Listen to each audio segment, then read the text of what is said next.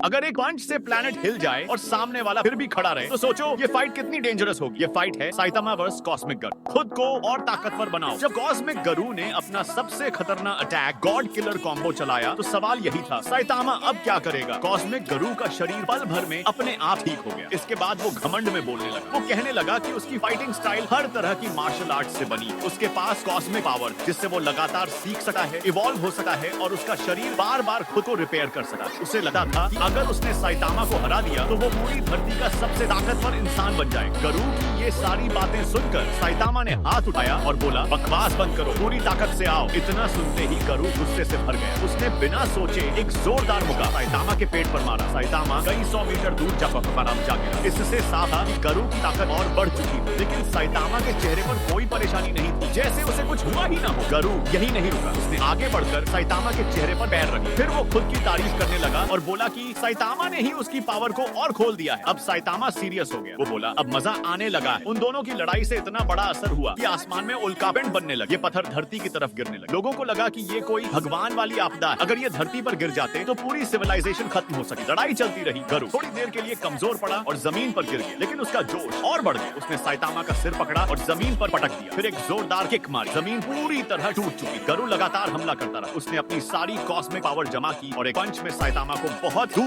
Mars तक भेज दिया। अब सीन बदलता। धरती की टूटी हुई सरफेस खुद ब खुद ठीक होने लगी। सब ब्लास्ट की वजह से हो रहा। कुछ समय बाद धरती फिर से ठीक हो गई। अब सवाल ये था, क्या मार्स पर साइतामा अभी भी गारू को हरा पाएगा। साइतामा को मार्स भेजा जाना उसके लिए ठीक है। अब लड़ाई स्पेस में थी, जिससे धरती के लोगों को नुकसान नहीं होगा। गरू भी पीछा करते हुए मार्स पहुंच। दोनों आमने सामने खड़े। साइतामा को याद आया कि हीरो एसोसिएशन के कई लोग इस चूटी अरोह की वजह से गिर चुके। उसके अंदर हल्का सा गुस्सा आया। साइतामा के भयानक पंच का सामना करने के लिए गारू ने भी पूरी ताकत लगा। दूर से ब्लास्ट ने देखा कि उनके चारों तरफ कॉस्मिक एनर्जी लहरें बना रही। उसे समझ आ गया कि अगर ये लड़ाई ऐसे ही चलती रही तो पूरा सोलर सिस्टम खत्म हो सकता। वो उन्हें रोकना चाहता था, लेकिन देर हो चुकी। उनकी टक्कर से निकली शॉक वेव धरती की तरफ बढ़ने लगी। ब्लास्ट ने सोचा कि धरती को उसके सामने नष्ट नहीं होने देना चाहिए। वो अकेले ही उस वेव को रोकने की कोशिश करने लगा। तभी कुछ मॉन्स्टर्स सामने आए। उन्होंने कहा, हमें हीरोज पसंद नहीं है, लेकिन धरती हमारा भी घर है। ये मॉन्स्टर्स भी शॉक वेव रोकने में शामिल हो। वेव बहुत पास आ चुकी थी, समय बहुत कम था। आखिरकार ब्लास्ट और बाकी लोगों की ताकत से दोनों वेव्स बैलेंस हो गई। धरती बच गई। साइतामा और गारू की लड़ाई सच में डरावनी थी। उनके हाथों में तो स्टार सिस्टम्स भी टूट सकते थे। अब सीन बदलता है। दोनों जुपिटर के मून पर लड़ रहे थे। अब आखिरी सवाल, क्या साइतामा कॉस्मिक पावर वाले गारू को हरा पाएगा। नेक्स्ट पार्ट के लिए कमेंट करें एंड